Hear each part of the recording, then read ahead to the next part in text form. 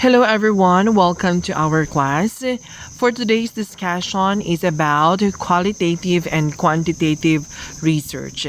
The two are the major categories of research. That is qualitative and quantitative research. These two, they are the major umbrellas under which we have many different designs. And of course, these two would be based on your research problem and how you wish to address that problem. Of course, you will choose either qualitative and quantitative research. If you notice, there are the third option or the third category, and that is mixed method. When we talk about mixed method, that is the combination either qualitative and quantitative research. Actually, yung tawag nga mixed method kay combination of either of the two major research approaches. So, as we go along with our lesson, we will be discovering that the strength and weaknesses of qualitative and quantitative research. And of course, you will be able to distinguish between qualitative and quantitative research. Yan na, we will look for our objective, of course. So, at the end of our discussion, I want you to know the difference between qualitative and quantitative research approaches. And of course, the other types of research according to the different fields. So, magka kami adag the review, maaram na kita nga ano ang research. Of course, it is a systematic inquiry, investigation, and immersion by a particular a problem. So, yan na, we will going to discuss kung ano good and quantitative research. So, ano ang quantitative research? It is a research concept that refers to the type of research that relies heavily on numbers more than any other way.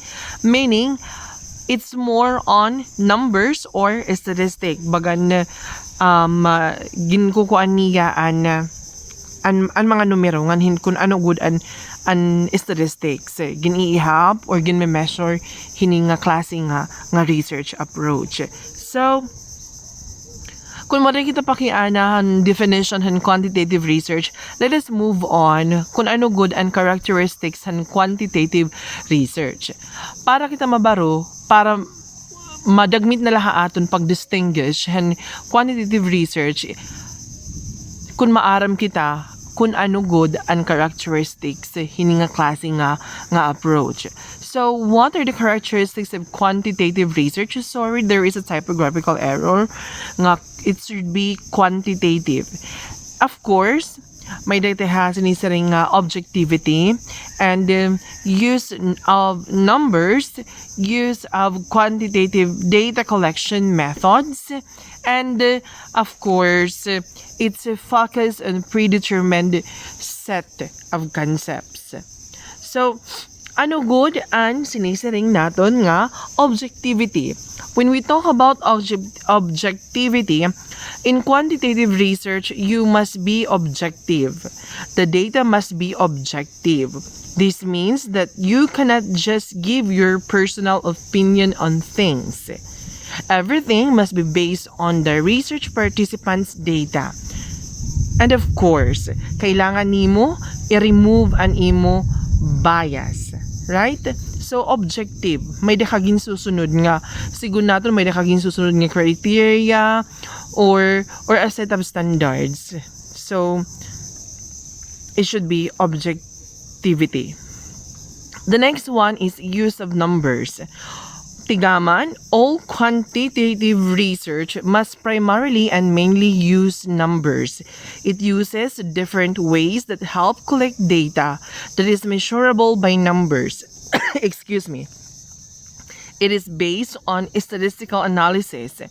It is centered on frequencies or number of occurrence of certain factors.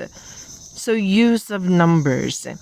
The next one is use of quantitative data collection methods. Meaning, we must have a specific plan to collect quantitative data. Ano ang aton gagamiton nga paagi para makolekt naton ang aton desired data? So, magamit kita hin tool. Ano nga tool? It's either survey. Example, a tool is used mainly to collect numerical data, meaning statistical data. So, example, survey. Ang survey, ginagamit niya para mag-collect ng data para ma-measure natin kung pira nga number ang mga tao nga nagamit in Facebook, mga tao nga di rin nagamit in Facebook. Sugad ba ito? So, that is how we use quantitative data collection. So the next one would be focus on predetermined set of concepts. Of course, in quantitative research, you are required to focus only on one set of concepts that you pre-select to measure in your research study. These measurable concepts are called variables.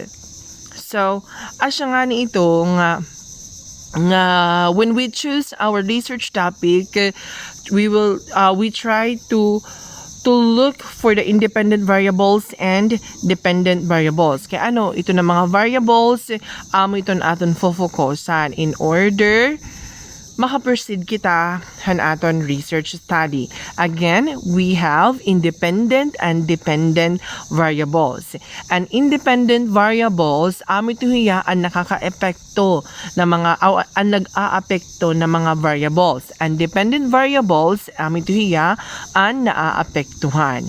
So, I hope everything is clear about the characteristics of quantitative research. I hope you take down notes on this one. So, let us move on the definition of qualitative research, wherein a qualitative is another major types of research. So, we have qualitative research.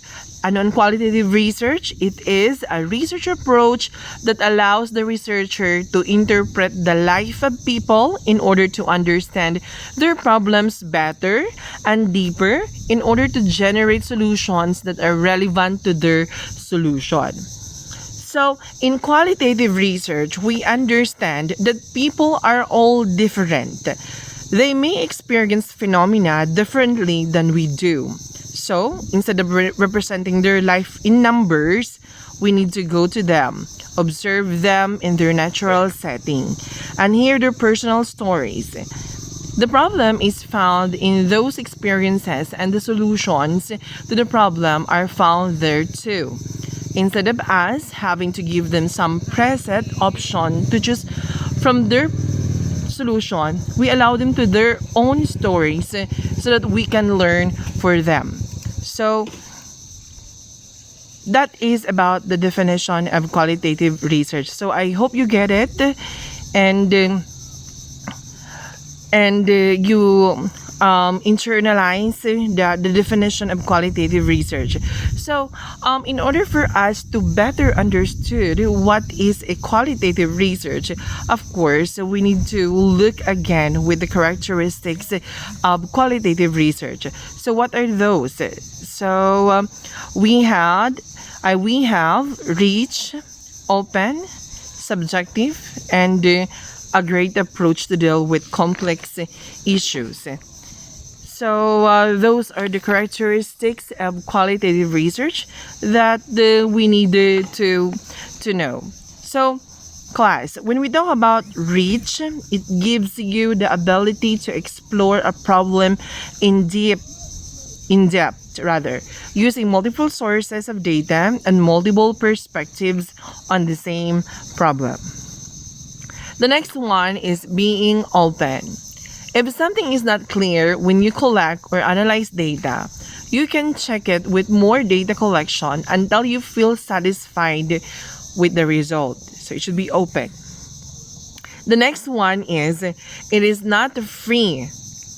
The next one is being subjective.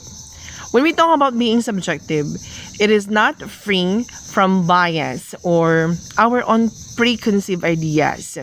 When we observe people or interview them, we use our background experiences and preconceived ideas to lead our understanding. Thus, we cannot present a qualitative research study that does not have some level of biases. This fact is recognized in the field of qualitative research because another characteristic of a qualitative research it is, of course, it's being biased. The next one is a great approach to deal with complex issues. Why is it a great approach to deal with complex issues? Of course, we are not limited by a specific numbers of variables unlike in quantitative research. A qualitative research, as is the case of quantitative research, a qualitative research, of course, we can dig as deep as we want in our research without as much restriction as what we usually have in quantitative research. Unlike in quantitative research, we cannot dig deeper because we are being objective. Unlike here in qualitative research, it is a subjective. So that would be about the characteristics of research. I hope you absorb or you take down notes with some important details or concepts in this kind of research. So I hope you learn something about the characteristics of qualitative research. So let's move on with the similarities and differences of the two. So the similarities of qualitative and quantitative research, of course, it helps address human problem and issues. And then it requires a systematic way of conducting research, and they have a specific research designs. So class, this is very self-explanatory. I want you to internalize with this one. Okay, so the next one is, of course, requiring us to develop our critical mind. And then, of course, it requires hard work. The next one would be requiring us to plan well and be organized organize our thought for the whole research process. So those are the similarities between the two, between the qualitative and quantitative researches. So class, let us now have their differences. So in qualitative research, QLR stands for qualitative research. QLR is primarily about words, while quantitative research is primarily about numbers. So I want you to take down with that class. Basta sumiringani kita nga qualitative research, it's primarily about the words, while quantitative research is primarily about numbers. So the next difference is that quantitative research focuses on predetermined variables and measurement tools, while qualitative research is based on complex issues explored in a deeper and more detailed way. The next one would be quantitative research helps you to generalize over a large number of people, while qualitative research, you can only generalize over the setting where you conducted your research study or generalize over the phenomenon that you are researching. The next one would be, when we talk about generalization in quantitative research, is it in the hands of the researcher? Of course. And in qualitative research, generalization of findings is left to the readers of the research report. So class, this is very self-explanatory. So I want you to go over with the differences and similarities between the two. The next one is quantitative research. Of course, it needs a large number of research participants, while in qualitative research can be done with a small number of people or a small number of participants. In qualitative research, it is acceptable if you have 3 to 5 participants as long as your data would be saturated. Kumbaga, kung feel mo na nga hindi exacto na mo data, pwede ka na diri mag-proceed to find another participants. Basta feeling mo, ikaw nga researcher, okay na mo data. Kung qualitative research ha. Pero kung quantitative research, it needs a large number of research participants. Kaya bibilngon mo kasi ang population. You need to have the computation with that one. Kay question nung kahit validityhan imo participants. Kay tulula, kay limala. So, it is a matter of how you will defend your research. So, the next one would be, what are the strengths of qualitative and quantitative research? Of course, it captures data and reality from a large group of people at once. It is objective and not biased, and helps generalize over a large population. That would be the strength of quantitative research. The next one will be, helps test theories and variables statistically. It has well-structured data. It has been around longer than qualitative research. Thus, many people know it more than the qualitative research. It's because qualitative research is a new approach in research writing.